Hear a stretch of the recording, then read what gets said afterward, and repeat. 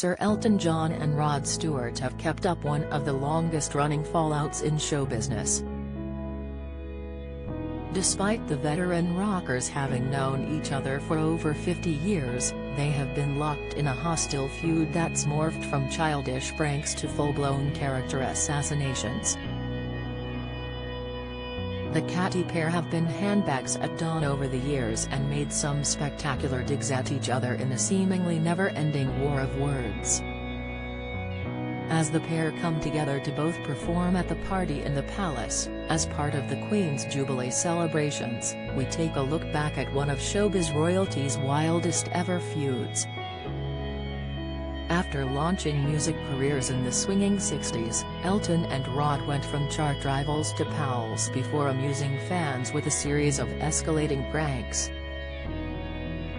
Rod once said he looked on Elton as a fierce enemy in the music biz, but said their public put-down started out on just a playful level before things really turned sour.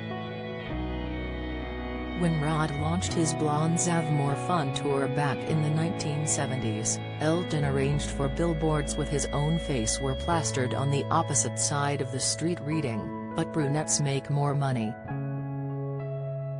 In another incident, Elton hired a sniper to shoot down blimps Rod hired to promote his music from the sky. "We had the worst row, like a married couple. It went on forever," Rod previously admitted. Speaking about the fallout in his 2019 autobiography Me, Elton dedicated an entire chapter to his dislike of Rod, and there are some incredible digs at him along the way. Elton told readers their disdain for one another reached boiling point when Rod slated him during a TV appearance. The crooner said Elton's epic 300-date farewell Yellow Brick Road retirement tour was dishonest and stunk of selling tickets. Rod added that he would never dream of announcing his retirement from music so publicly, as it was not very rock and roll. The public dig left Elton reeling for months, and he exacted his revenge sometime later in his no-holds-barred autobiography. Putting pen to paper, he scathed, "I certainly didn't feel like I needed a lecture on the feral spirit of rock and roll from someone who'd spent most of the last decade crooning his way through the great American songbook and Have Yourself a Merry Little Christmas." And he didn't stop there. "He was accusing me of being dishonest about one of the biggest decisions of my life," fumed the hitmaker. "What's more, I thought he had a effing cheek, complaining about me promoting a tour while he was sat on a TV show promoting his own tour." When the book came out, Rod made an apology. "Of sorts. She, Elton, doesn't like me at the moment. I was bang out of order, correct, but bang out of order," he told reporters.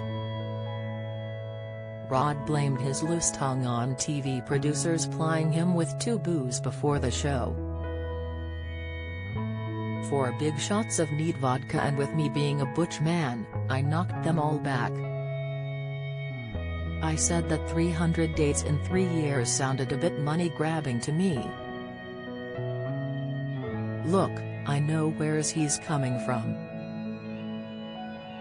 He's just got 2 kids very, very late in life, but I'm planning my tours around my kids.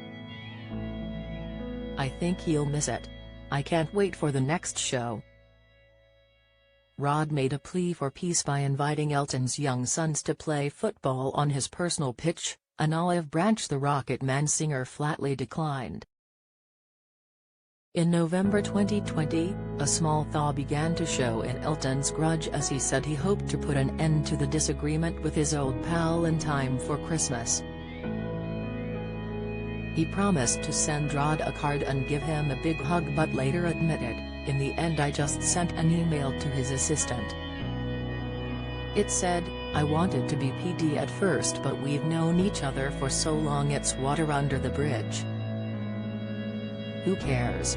Good luck with your new album." Any hopes for a face-to-face chat were swiftly dissolved when Rod retorted that he would now only speak to Elton in interviews. "I put something out there and it will be in the evening papers and he'll say something in our morning papers. That is how we fight our battles," he explained. Elton said he did try to speak to Rod personally to smooth things over but received a message from Rod's manager that he was on constant vocal rest between his shows and unable to talk. That seemed fair enough, until I noticed his complete vocal rest didn't preclude him going on more chat shows and radio programs calling me money-grabbing and slagging off my film, Rocket Man, fumed Elton. He was happy enough chatting away on Loose Women, he just didn't want to speak to me. I haven't heard from him since. It just seems really strange and sad, not least because it's deprived me of the opportunity to point out how much better my tour's selling.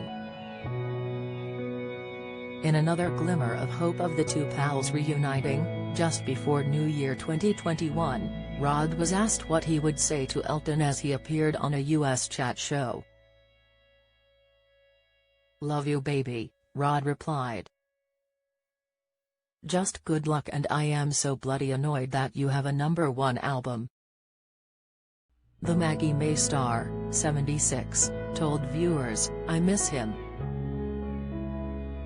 He just had a hip-hop so I do wish him well. We still love each other."